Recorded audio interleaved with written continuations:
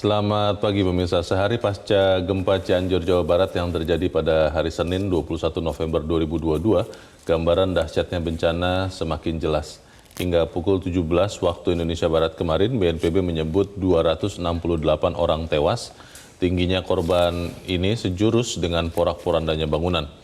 Para ahli telah menjelaskan penyebab masifnya kerusakan meski skala magnitudo gempa sesungguhnya tidak terlalu besar, yakni 5,6. Ini terjadi karena pusat gempa yang termasuk kategori sangat dangkal, sementara topografi tanah berjenis lunak.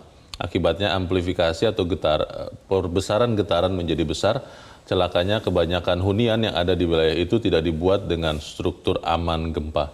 Pemirsa, inilah editorial Media Indonesia di siang hari ini, Rabu 23 November 2022 dengan tema rehabilitasi dan rekonstruksi pasca gempa. Editorial Media Indonesia ini juga dapat Anda simak melalui MG Radio Network di frekuensi 94,7 FM di kawasan Jakarta dan sekitarnya. Para pendengar bisa menyimaknya dan bersama saya pemirsa Leonard Samosir. Pada pagi ini juga sudah hadir anggota Dewan Redaksi Media Group, Eko Rahmawanto. Mas Eko, selamat pagi. Selamat pagi, Leo. Kita bertemu dalam kondisi yang masih terus kita bersimpati kepada saudara-saudara di Cianjur. Tapi kita mau melihat nanti seperti apa sebetulnya bagaimana kita bisa belajar dari peristiwa gempa ini ya Mas Eko. Tapi sebelumnya kita akan langsung bergabung dengan rekan di lapangan pada hari kedua pasca gempa magnitudo 5,6 ini. Ratusan warga masih mengungsi karena rumah mereka rusak berat. Warga masih trauma dengan adanya gempa susulan yang masih terjadi hingga kemarin. Untuk mengetahui situasi terkini di lokasi pengungsian, kita terhubung dengan jurnalis MGN, Sheha Al-Hadar dari Cianjur, Jawa Barat.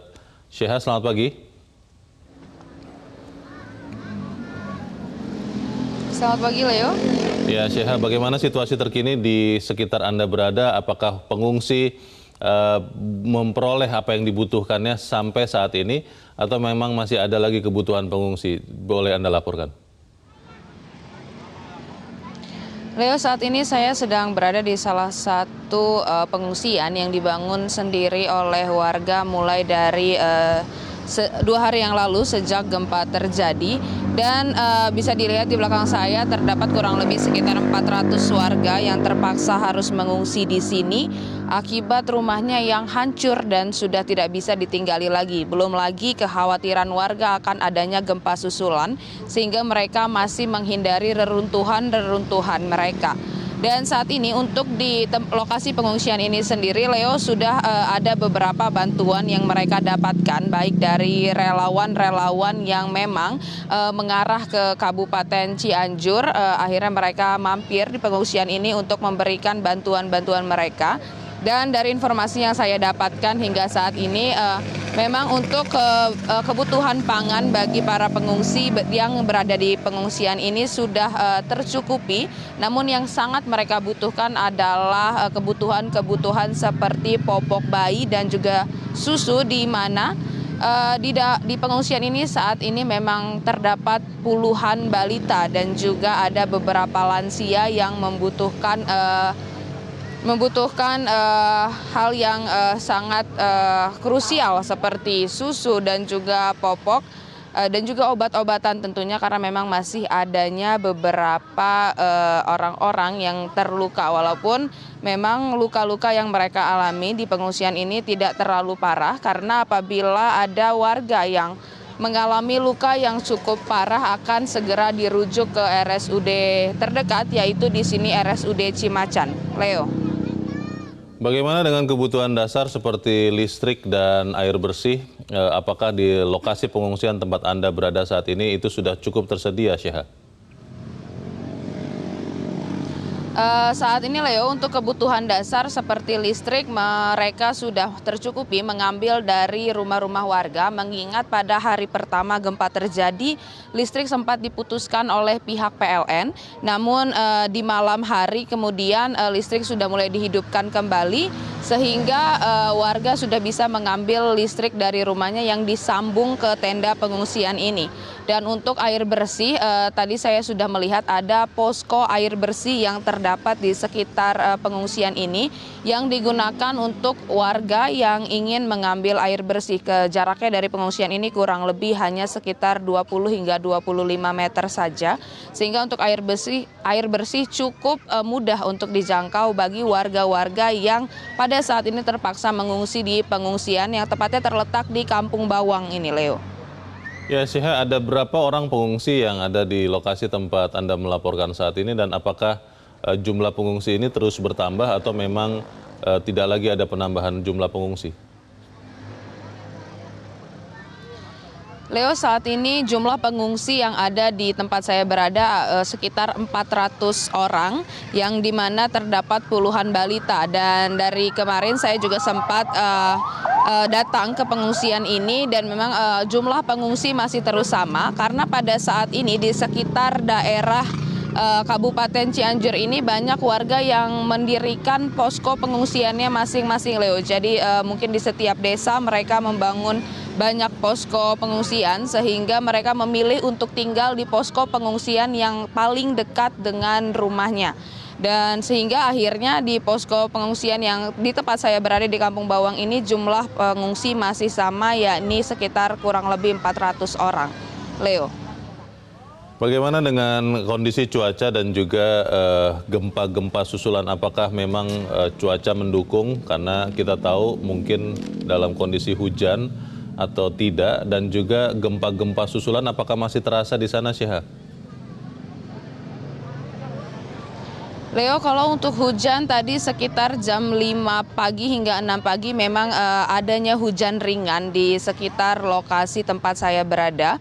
Dan memang keluhan dari warga yang mengungsi di sini adalah ketika adanya hujan masih banyak tenda-tenda yang belum memadai untuk melindungi mereka dari air hujan, sehingga mereka harus berdempet-dempetan di salah satu tenda yang bisa menutupi dan melindungi mereka dari air hujan, Leo. Dan untuk gempa susulan, terakhir tadi warga mengaku merasakan gempa susulan sekitar pukul 2 pagi. Gempa susulan itu masih cukup terasa, sehingga mereka semakin tidak yakin untuk kembali ke rumahnya masing-masing dan memilih untuk tinggal di posko pengungsian yang ada di sini, Leo. Apakah sudah ada kunjungan atau kedatangan para petugas yang berwenang, Syekha, mungkin dari kesehatan, mungkin dari keamanan, ke lokasi tempat pengungsian Anda berada saat ini? Leo, untuk petugas keamanan kami belum mendapatkan konfirmasi, namun memang warga mengaku bahwa dari kemarin sudah ada beberapa relawan yang datang, baik relawan medis maupun relawan yang menawarkan bantuan-bantuan logistik, Leo. Dan untuk kunjungan dari pemerintah setempat juga kami belum mendapatkan informasi apakah ada pemerintah yang datang langsung ke posko pengungsian tepatnya di mana saya berada pada pagi hari ini. Sehingga pada saat ini memang warga yang mengungsi di tempat ini masih mengandalkan bantuan-bantuan dari relawan-relawan yang memberikan bantuan logistiknya ke posko pengungsian di Kampung Bawang ini, Leo. Baik, kita akan terus menantikan seperti apa perkembangan situasi terakhir. Untuk saat ini Syekha Al-Hadar melaporkan langsung dari Cianjur, Jawa Barat. Dan kita melihat juga pemirsa di media Indonesia pada pagi ini, ya Mas Eko ya. Ya. Kita juga masih terus mengarahkan perhatian kita kepada saudara-saudara kita di Cianjur. Dan di dalam berita di headline media Indonesia untuk pagi ini dikatakan bahwa pemerintah akan bantu renovasi rumah. Ya. Ini maksudnya bantu artinya sepenuhnya dibangunkan oleh pemerintah atau seperti apa, Mas Eko? Ya, kalau kita melihat instruksi dari Presiden Jokowi kan diserahkan kepada PUPR. Tapi yang kita harus kritisi adalah bantuan rupiahnya itu ya. Kalau kita Nominalnya? melihat, ya nominalnya. Kalau rusak berat 50 juta, rusak sedang 25, rusak ringan 10 juta, rusak berat 50 juta pun saya kira dalam logika berpikir kita nggak akan cukup itu. Kalau kita melihat harus tahan gempa ya. Kita melihat sekarang kan bahan bangunan juga sudah mulai naik. Ya. Kemudian hal-hal yang lain juga harus dipikirkan.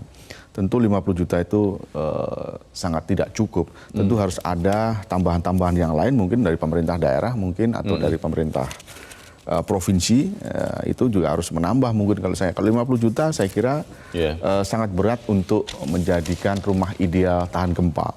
Kita melihat juga dulu tahun 2018 pernah terjadi gempa di NTB dan sampai sekarang ini juga belum selesai 100%.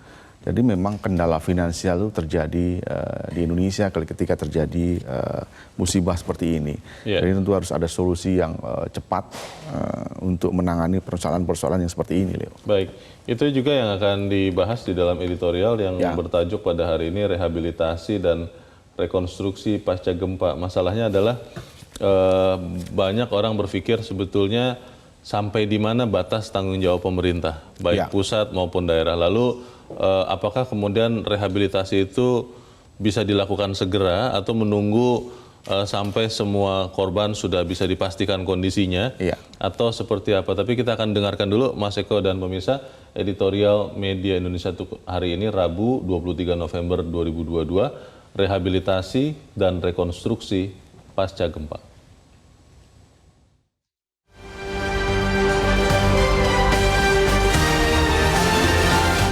Rehabilitasi dan rekonstruksi pasca gempa.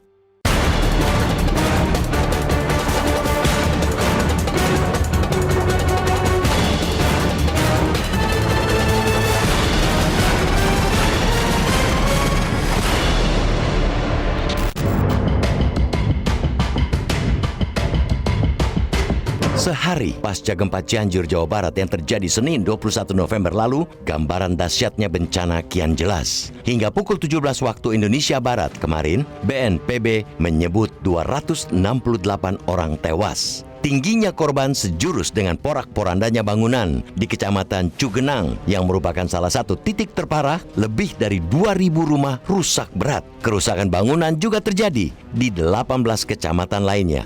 Akibatnya, lebih dari 58.000 orang harus mengungsi. Para ahli telah menjelaskan penyebab masifnya kerusakan meski skala magnitudo gempa sesungguhnya tidak terlalu besar, yakni 5,6. Ini terjadi karena pusat gempa yang termasuk kategori sangat dangkal, sementara topografi tanah berjenis lunak. Akibatnya, amplifikasi getaran menjadi besar. Celakanya, kebanyakan hunian yang berada di wilayah itu tidak dibuat dengan struktur aman gempa. Di sisi lain, pengetahuan kerawanan bencana ini termasuk karakteristik gempa Cianjur Sukabumi sama sekali bukan baru. Catatan gempa bumi di wilayah yang dilalui sesar atau patahan Cimandiri ini sudah sejak 1844. Bahkan sejak penggunaan seismograf, gempa wilayah itu sudah tercatat sejak 1969 dengan total 14 kali bencana gempa hingga November ini. Para ahli pun membeli wilayah ini sebagai permanen rawan gempa. Namun, sebagaimana masih umum di Indonesia, fakta sains kerap dianaktirikan. Berkaca pada Cianjur, kerawanan gempa pun belum diadopsi dalam Perda Kabupaten Cianjur nomor 17/2012 tentang Rencana Tata Ruang Wilayah atau RT/RW Kabupaten Cianjur 2011-2031. Dalam penjabaran kawasan rawan bencana alam, hanya dibuat kategori kawasan rawan banjir, kawasan rawan gerakan tanah dan longsor, kawasan rawan tsunami, dan gelombang pasang. Belum dimasukkannya kerawanan bencana gempa tidak bisa dianggap remeh. Ini bukan saja menunjukkan ketidakpekaan Pemda akan bahaya besar, melainkan juga menandakan ketiadaan mitigasi mendasar. Pengakuan akan kerawanan bencana gempa mestinya akan membuat pemerintah daerah lebih peka akan standar-standar pembangunan dan penataan ruang, termasuk dalam menegakkan SNI bangunan gedung dan non-gedung tahan gempa sebagaimana yang sudah dibuat Badan Standar Nasional atau BSN dan telah diperbarui pada 2019. Ketidakacuhan Pemda Cianjur maupun Pemda-Pemda lain akan hal serupa tidak dapat dibiarkan. Sudah semestinya sains menjadi pijakan dalam perencanaan pembangunan dan penataan wilayah. Sebab itu, ketika rencana rekonstruksi mulai disuarakan, semestinya pula Pemda mengikuti dengan perbaikan RT RW. Justru Pemda semestinya memang mengambil tanggung jawab terbesar untuk memastikan rekonstruksi tidak hanya menyangkut bangunan fisik, melainkan keseluruhan penataan ruang. Rencana rekonstruksi sendiri dikatakan Presiden Jokowi kemarin saat mengunjungi korban gempa di Cianjur. Presiden menyatakan pemerintah akan memberikan bantuan pembangunan kembali rumah warga sesuai dengan tingkat kerusakan. Presiden juga menekankan bangunan itu haruslah memenuhi spesifikasi tahan gempa. Pemerintah juga harus belajar dari proyek-proyek rekonstruksi pasca gempa di berbagai daerah yang tidak jarang berjalan lambat. Pembangunan rumah tahan gempa di Nusa Tenggara Barat atau NTB akibat gempa 2018 pun belum rampung. Tidak hanya soal pendanaan, relokasi permukiman menjadi kendala utama. Sementara di Jawa Tengah, salah satu kendala pembangunan rumah tahan gempa adalah alih pengetahuan kepada para pekerja bangunan. Berbagai hal itu harus diperhatikan agar pembangunan rumah tahan gempa tidak sekadar hangat di awal. Lebih jauh lagi, perjalanan pembangunan rumah tahan gempa sesungguhnya mengingatkan kita akan berlimpahnya kearifan lokal yang mumpuni. Di berbagai daerah di tanah air dapat kita saksikan rumah adat berusia ratusan tahun selama diguncang beragam bencana. Sebab itu, meski rumah tahan gempa sesuai SNI perlu terus disosialisasikan. Kearifan lokal tidak dapat dipandang sebelah mata. Terlebih bagi daerah dengan kendala teknis dan material, kearifan lokal justru bisa menjadi penyelamat.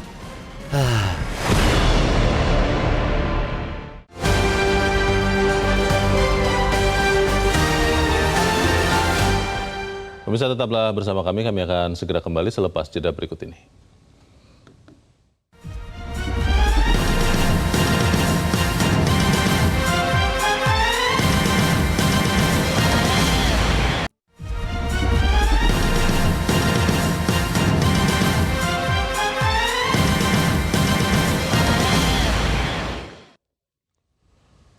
Terima kasih pemirsa, Anda masih bersama kami dan saat ini Mas Eko, kita mau mencoba bertanya. Kita sudah tersambung lewat saluran telepon dengan Ketua Umum Ikatan Ahli Kebencanaan Indonesia, Harkunti Pertiwi Rahayu. Ibu Harkunti, selamat pagi.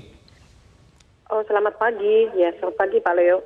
Ya, Bu Harkunti, banyak orang yang bertanya-tanya ketika kemarin gempa hari Senin tepatnya di Cianjur itu sebetulnya baru magnitudo 5,6 dan sebetulnya kan kalau yang kita pelajari sebagai awam, Bu, gempa di atas 6 lah yang biasanya baru terasa begitu. Tapi kita heran kenapa kerusakan begitu rupa terjadi di Cianjur, tapi sudah dijelaskan juga karena ternyata tanahnya itu jenis lunak dan mudah lepas. Tapi pertanyaannya, apakah memang masyarakat dan pemerintah daerah di lokasi tahu atau tidak fakta ini ya, sepengetahuan Bu Harkunti? Ya, terima kasih ini Pak Leo ya. Yang jadi masalah utama kan sudah dibahas ya oleh pakar-pakar yang lain masalah di kita. Nah, dan yang paling penting sebetulnya tadi juga disampaikan ya di editorial bahwa rencana RT RW-nya sendiri juga belum mempertimbangkan aspek kegempaan. Nah, yang paling penting sebetulnya di sini kalau bicara RT RW, di sini kan tentu saja harus ada pemetaan kajian ancaman dari gempa itu sendiri dan risikonya. Nah, disitulah yang kita lihat bahwa enforcement kalau di RT RW tidak mempertimbangkan gempa, tentu saja bangunan-bangunan yang ada nggak mempertimbangkan keamanan atau ketahanan terhadap gempa atau seismic resistance.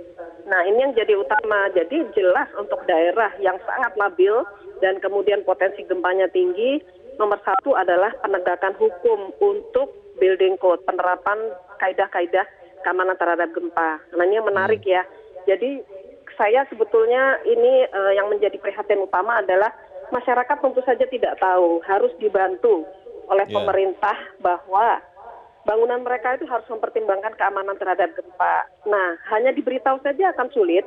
Tentu saja perlu ada dimasukkan di dalam regulasi atau perda sehingga bisa ditegakkan hukum bahwa bangunan mempertimbangkan keamanan atau ketahanan terhadap gempa itu nomor satu dan nggak bisa ditawar.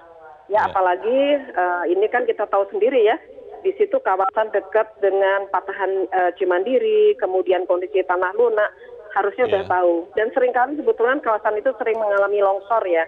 Kalau hujan besar, dan diikuti misalnya dengan kondisi tanah yang cukup jenuh, sering terjadi longsor di beberapa area. Nah ini sebetulnya bukan hal baru ya. Bu Arkunti, kalau ya gimana Pak?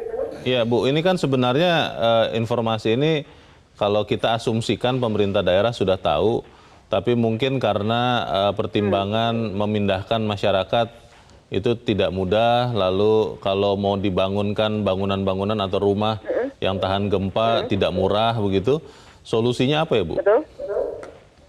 Ya tentu saja harus, ini kalau kita main bola itu harus total football gitu ya. Semua harus bermain, di pemerintahnya juga menegakkan hukum untuk ke depan ya, dan kemudian masyarakat dibantu, dan tentu saja pengetahuan juga harus dimanfaatkan. Ya, banyak pakar-pakar yang bisa membantu sebetulnya ya, tapi penelitian-penelitian seringkali tidak dipertimbangkan di dalam perencanaan. Ini yang seringkali membuat sedih kami ya. Nah, perencanaan itu tentu saja betul-betul berbasis dari pendekatan ilmu pengetahuan, itu yang kami harapkan. Nah, kalau membangun terutama di dalam rehabilitasi rekonstruksi, satu hal yang perlu dicatat, build back better. Apa artinya build back better? Maksudnya dibangunlah kembali, tetapi dengan kondisi yang lebih baik, tanpa menghilangkan fungsi-fungsi kebutuhan dari masyarakat. Itu yang paling penting. Ya. Kalau melihat lokasi, memang satu. Ya. Nah ya, Kenapa?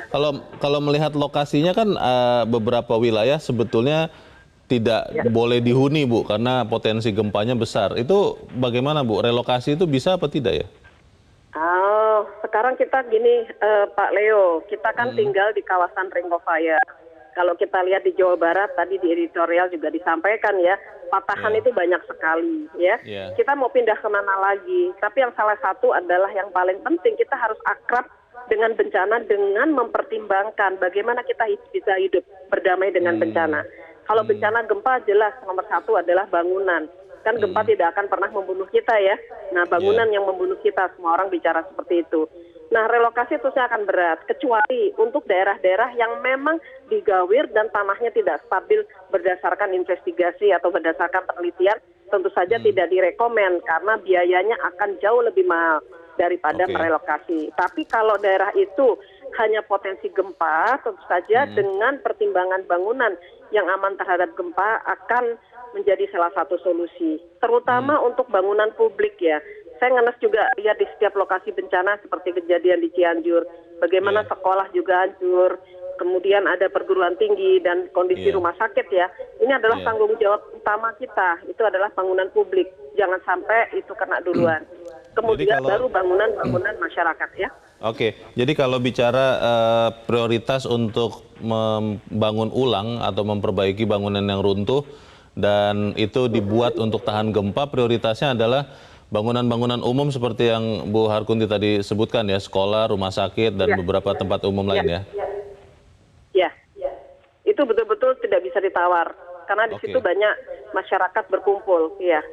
Sementara ini Bu Harkunti, informasi yang kita dapat adalah pemerintah pusat menyiapkan uang 50 juta rupiah bantuan untuk rumah yang terdampak gempa dalam kondisi rusak berat. 50 juta, yang rusak sedang 25, yang rusak ringan 10 juta. Berarti sulit dong ya Bu untuk kita berharap bahwa bangunan-bangunan yang baru nanti akan dibangun selepas rekonstruksi ini adalah rumah-rumah atau bangunan yang tahan gempa, karena apa ya mungkin 10, 25, 50 juta itu bisa membuat bangunannya tahan gempa Bu. Nah ini yang memang berat ya, kan pemerintah juga harus menanggung. Kalau kita bicara bangunan tahan gempa itu kan sebetulnya struktur dulu ya, struktur utamanya.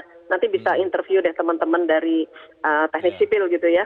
Jadi kalau strukturnya nomor satu aman, struktur dari bangunan itu, nah yang lainnya bisa mengikuti, menyesuaikan dengan kondisi keuangan. Nah itu terutama untuk yang rusak berat. Rusak berat itu artinya apa? Harus dibangun kembali kan. Nah kalau rusak tengah atau rusak menengah maupun rusak ringan tentu saja akan beda. Nah tapi untuk menetapkan berat, ringan, dan moderat itu tentu saja harus ada ahli-ahli teknik sipil untuk mengecek. Jangan saja secara visual kelihatan, kemudian diberi dana seperti itu ternyata tambah mencelakakan. Jadi betul-betul harus ada investigasi, terutama di dalam survei tentang kondisi bangunan, bisa melibatkan mahasiswa sebetulnya, mahasiswa teknik sipil, tentu saja diawasi oleh dosennya, melihat betul kategori rusak, berat, dan ringan. Dan ini tentu saja saya yakin dari Kementerian PU juga sudah punya ya, juknis ya, dengan menggunakan damage loss assessment kriteria, bisa dilihat itu.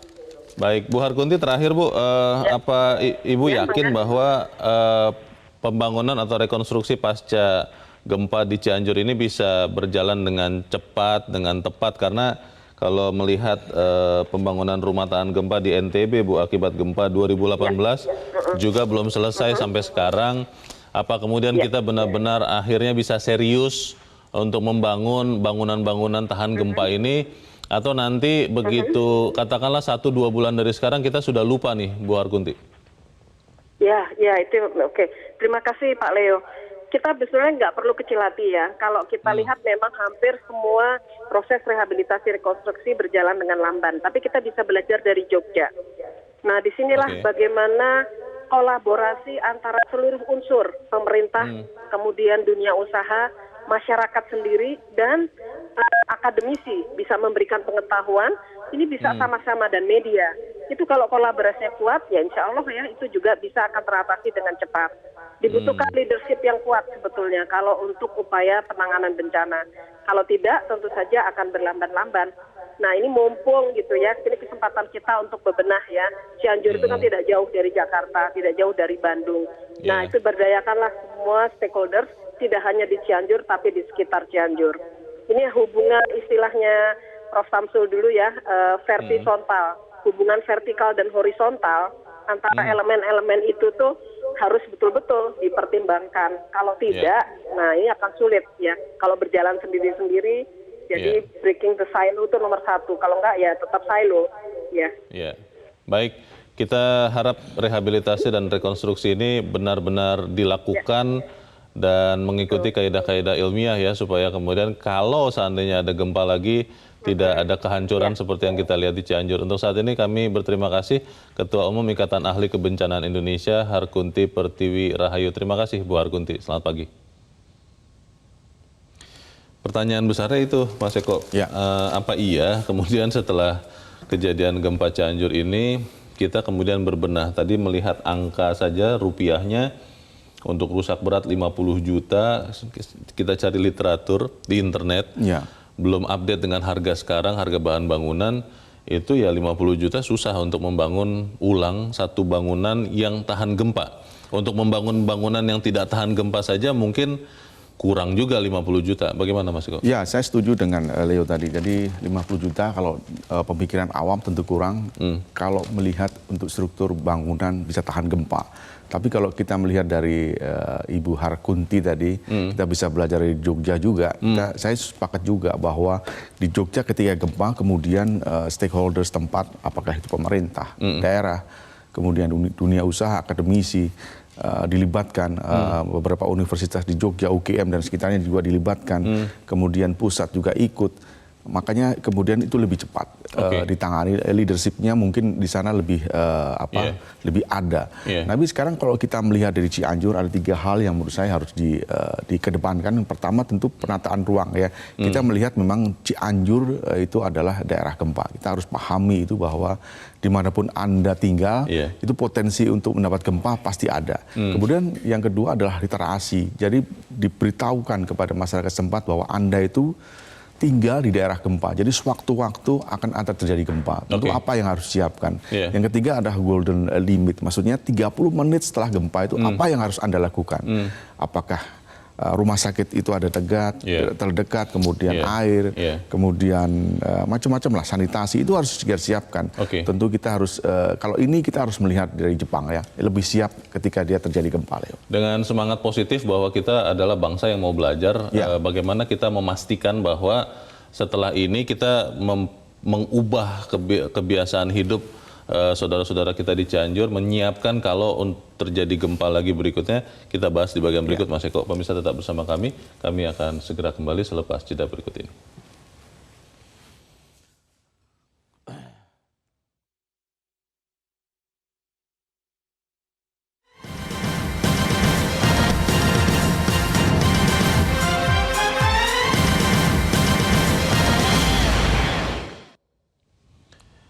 Terima kasih pemirsa, Anda masih bersama kami dan Mas Eko, sebelum kita lanjutkan diskusi, kita mau cari tahu juga bagaimana kondisi terkini para pengungsi korban gempa Cianjur sejak kemarin mulai menempati lokasi pengungsian yang sudah ditetapkan pemerintah setempat.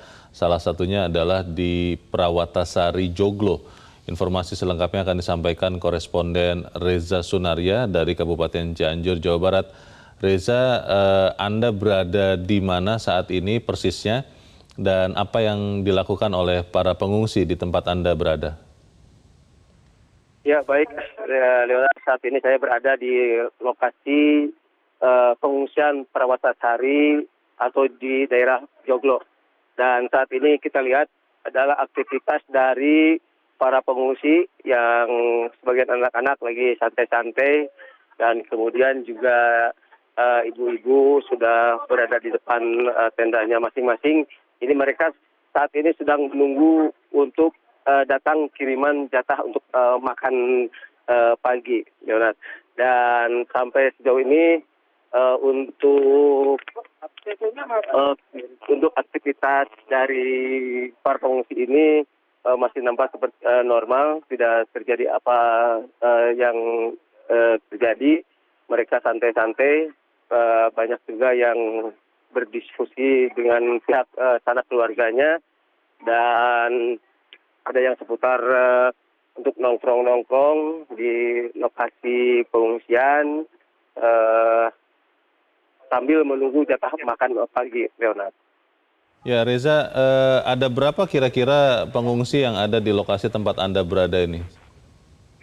Ya, dari catatan yang diterima tim dari Kodam 3 Siliwangi, di sini ada sekitar 20 tenda lebih, dan jumlah pengungsi yang ada di sini adalah sekitar 2.000 orang, yang sebagian besar adalah merupakan pengungsi dari daerah Desa Cugenang, yang merupakan daerah yang paling terparah tertimpa gempa di Cianjur ini.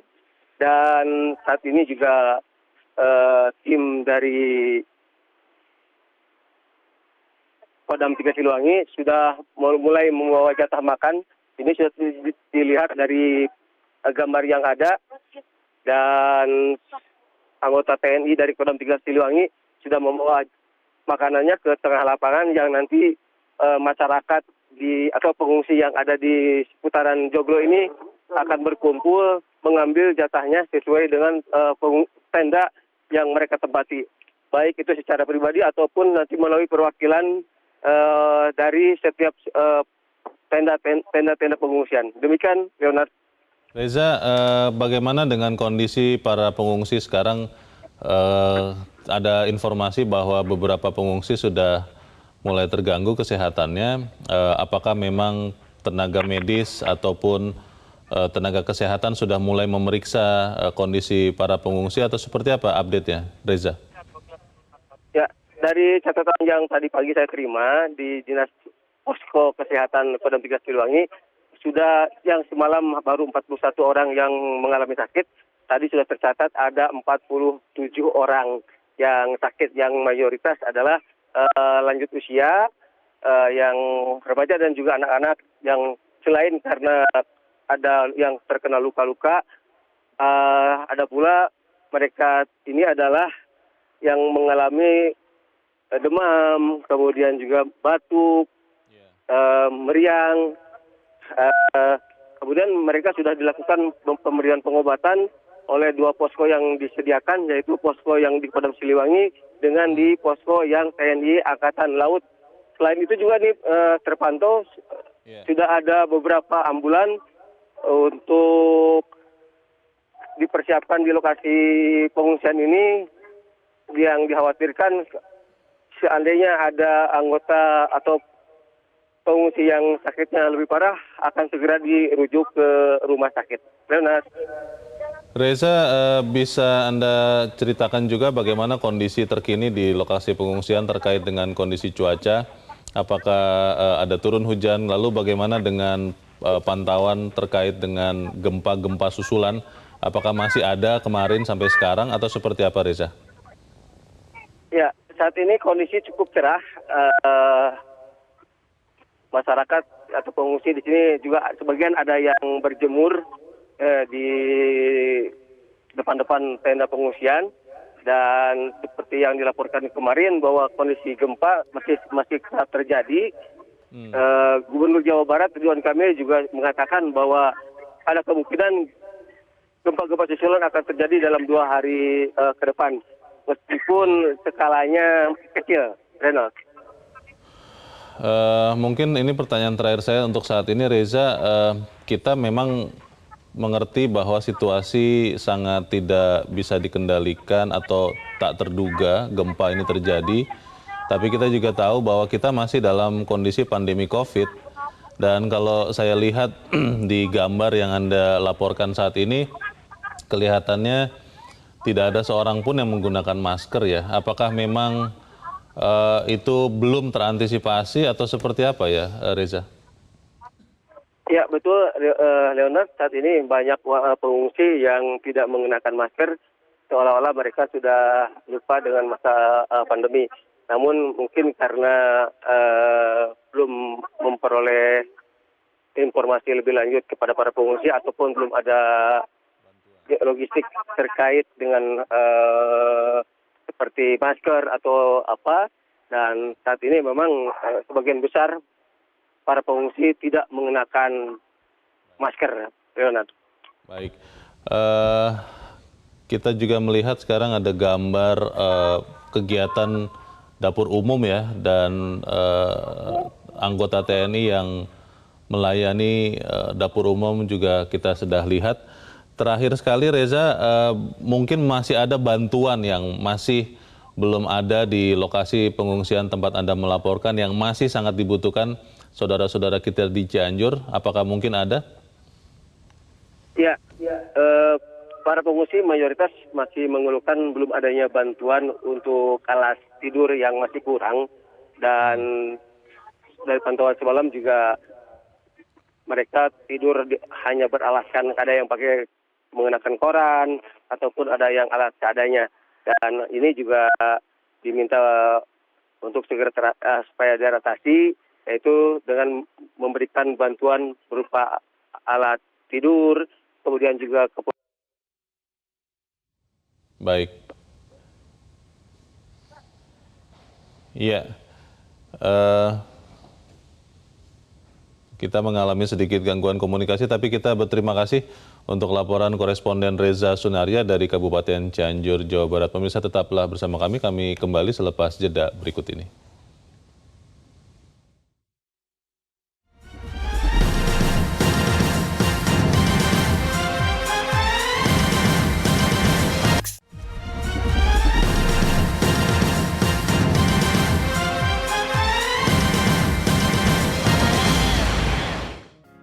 Media Indonesia mengajak Anda untuk mengakses fitur premium e-paper.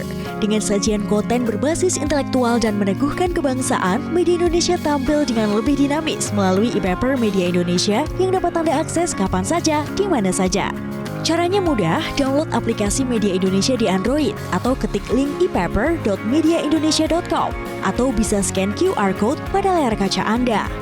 Klik tab e-paper di bagian samping layar tablet Anda, daftarkan data diri, serta pilih paket berlangganan e-paper Media Indonesia sesuai dengan kebutuhan Anda. Nikmati juga bonus spesial tambahan 4 halaman rubrik fokus setiap hari. Semua bisa Anda dapatkan hanya di e-paper Media Indonesia. Untuk informasi lebih lanjut, hubungi customer service di nomor 0811 1201 2018 atau kunjungi media sosial @Media Indonesia. Media Indonesia, referensi bangsa. Terima kasih pemirsa, Anda masih bersama kami. Kita di bagian akhir dari diskusi kita pagi ini. Mas Eko tadi berangkat dari laporan rekan Reza dari Cianjur. Pada saat ini memang fokus pada penanganan para korban. Bagaimana menjaga tetap sehat, mengembalikan lagi semangatnya. Di tengah-tengah masih ada juga gempa-gempa susulan dan kondisi cuaca yang beberapa kali hujan begitu. Kita tahu kita mungkin ada di musim hujan.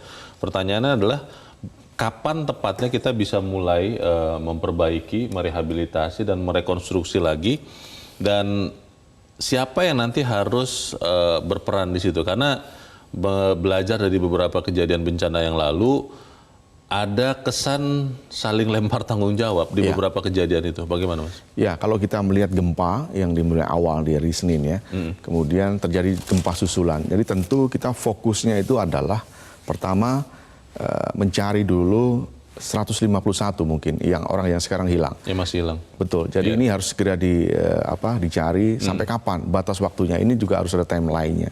Kemudian ada sekitar 1083 kalau tidak salah orang yang luka-luka. Ini harus juga diperhatikan betul. Kemudian 58.000 yang mengungsi. Nah, ini menjadi persoalan ketika yang mengungsi ini. Kalau Anda punya saudara, lebih baik ditarik saja untuk dirumahkan, ditampung dulu di rumah saudara begitu, daripada di tenda-tenda pengungsian. Tentu akan lebih aman jika di rumah saudara. Hal-hal lain tentang kesehatan juga perlu diperhatikan. Jadi kapan sebetulnya harus ada renovasi rumah dan lainnya? Saya kira setelah itu tentu akan ada tim setelah itu yang ada di lokasi. Jangan sampai kemudian itu tim rumah yang baru nanti ya tidak sesuai dengan seperti yang diinginkan oleh presiden. Jadi kan pengennya kan tahan gempa. Tapi kalau melihat dari rumah berat 50 juta, sedang 25, ringan 10 juta ini perlu pas-pasan. Ini perlu kajian yang lebih mendalam. Tentu harus ada kolaborasi seperti yang diutarakan oleh Bu Harkunti tadi bahwa pemerintah pusat, daerah, dunia usaha, akademisi maupun pemerintah pusat ini kan dekat antara Cianjur dengan Bandung maupun di Jakarta. Jadi harus ada kolaborasi yang efektif saya kira untuk melakukan semuanya ini. Ya, kalau bicara nominal pembantuan untuk pembangunan rumah, ini kan baru angka yang disampaikan pemerintah pusat ya. Betul ya. Pemerintah daerah, provinsi, kabupaten itu masih belum kita dengar. Harapannya sih seperti itu, dan juga mungkin adalah pihak swasta juga bisa membantu ini, Mas Eko, karena inilah waktunya untuk mungkin memberikan kembali apa yang sudah didapat selama ini. Bagaimana? Iya betul, saya kira dunia usaha juga harus membantu. Kalau kita melihat sepanjang 2022 ini kan pertumbuhan ekonomi sudah mulai membaik. Artinya dunia usaha juga tidak seperti 2020 maupun 2021. Dia punya dividen yang cukup untuk membantu. Ini saatnya mereka untuk membantu saudara-saudara kita yang di Cianjur. Agar jangan sampai kemudian terlalu lama mereka berada di tempat pengungsian, nggak baik juga. Tentu terkait dengan kesehatan, juga terkait dengan pendidikan mereka. Ini saling membantu saatnya ini diperlukan. Dan yang penting yang seperti yang Leo sebutkan tadi, kita juga belum selesai pandemi ini. Ya kan, COVID ini belum selesai. Jangan sampai kemudian selesai renovasi rumah, tanggap bencana dan lainnya, kemudian ada hal yang baru yaitu adalah COVID. Tentu kita tidak ingin hal itu terjadi. Nah, ini yang perlu digarisbawahi juga oleh Dinas Kesehatan tempat maupun Kementerian Kesehatan. Jangan sampai kemudian hal-hal seperti ini terjadi di sana. Apakah kita masih bisa yakin, Mas Eko, bahwa dari gempa Cianjur kita benar-benar mulai bisa berubah? Di dalam editorial kan dikatakan bahwa sebetulnya rencana tata ruang harusnya sudah tahu. Dalam beberapa perbincangan kemarin dengan peneliti BRIN, itu ada peta potensi gempa yang terakhir dibuat 2017, sedang diupdate dan akan diluncurkan tahun depan, yang harusnya menurut peneliti BRIN Pak Dhani kemarin itu pemerintah dari pusat sampai daerah sudah pegang. Bentuk fisiknya saya pernah memegang sangat tebal, berapa ribu halaman, tapi juga ada bentuk soft copy-nya, ada di situsnya Kementerian PUPR. Tapi kan kelihatannya itu tidak dimasukkan ke dalam rencana tata ruang wilayah pemerintah daerah, yang kemudian membuat warga seminimal mungkin di daerah rawan gempa ini. Nah, ini apakah kita yakin kita benar-benar bisa berubah dari bencana yang terjadi di Cianjur kemarin, Mas Eko? Saya yakin sudah pegang ya pemerintah daerah maupun pejabat-pejabat di daerah. Dan itu yang harus kemudian diedukasi kepada siapapun warga negara Indonesia. Karena kita tahu bahwa kita ini berada di dalam ruang ring of fire ya, cincin dunia, patahan lempeng dunia yang sewaktu-waktu bisa menimbulkan gempa, kemudian ada tsunami. Nah, ini harus dimulai pelan-pelan bahwa akan terjadi gempa, itu kapan saja bisa terjadi. Memang kita tidak bisa memprediksi kapan itu terjadi, tapi kita mungkin harus bersiap-siap. Kemudian juga saya kira penting bahwa memberitahu kepada warga bahwa rumah-rumah yang berada di daerah patahan itu, ring of fire maupun yang akan terjadi gempa itu standar dari ISN ya. Kemudian tahan yang gempa. Jadi ini juga bisa memperingan tugas dari pemerintah daerah maupun pemerintah pusat jika terjadi gempa. Kalau kita melihat di Cianjur kan rata-rata memang semi permanen ya. Mungkin tidak spesifikasinya tidak sesuai dengan aturan. Para pemuka agama, para pemimpin masyarakat, kepala desa atau orang-orang yang dituakan, saya rasa juga harus dilibatkan ya Mas Eko, karena mungkin kalau anjuran, seruan, perintah dalam tanda petik itu hanya datang dari pemerintah formal, mungkin tidak semudah kalau anjuran itu datang dari para tetua adat di daerah masing-masing. Bagaimana Mas? Ya, saya kira itu paling efektif kalau di Indonesia yang punya local wisdom yang banyak ya. Jadi pemerintah daerah pasti harus melibatkan apakah itu tokoh agama, tokoh adat dan lain-lain. Itu memang lebih dimengerti kalau dia ngomong dan diikuti. Jadi kalau tokoh agama misalkan di daerah Cianjur, misalkan tokoh agama Muslim misalkan, dia ngomong melakukan edukasi dan lain-lain, saya kira dia akan lebih mudah dipahami dan diikuti daripada mungkin pejabat-pejabat yang mungkin masuk telinga kiri, telinga kanan keluar begitu kan. Nah, itu saya kira lebih efektif. Oke, kita harapkan bahwa saudara-saudara kita di Cianjur bisa benar-benar tetap sehat, tetap selamat di dalam kondisi tangga bencana dan kemudian rehabilitasi dan rekonstruksi pasca gempa bisa dilakukan. Mas Eko Ramanto, terima kasih Mas sudah hadir di tempat ini. Sama-sama. Pagi. Pemirsa, perjalanan pembangunan rumah tahan gempa sesungguhnya mengingatkan kita juga akan berlimpahnya kearifan lokal yang mumpuni. Di berbagai daerah di tanah air kita saksikan ada beberapa rumah adat yang bisa berusia ratusan tahun dan kemudian selamat diguncang beragam bencana. Karena itu meski rumah tahan gempa sesuai standar nasional Indonesia perlu terus disosialisasikan, namun kearifan lokal tidak dapat dipandang sebelah mata. Terlebih bagi daerah dengan kendala teknis dan material, kearifan lokal ini justru bisa menjadi penyelamat. Kita doakan terus saudara-saudara kita di Cianjur dan semoga rehabilitasi dan rekonstruksi bisa segera dilakukan. Saya Leonard Samosir, berterima kasih Anda sudah menyimak editorial Media Indonesia dan Breaking News Metro TV masih akan berlanjut bersama rekan saya Marvin Sulistyo. Selamat pagi, sampai jumpa.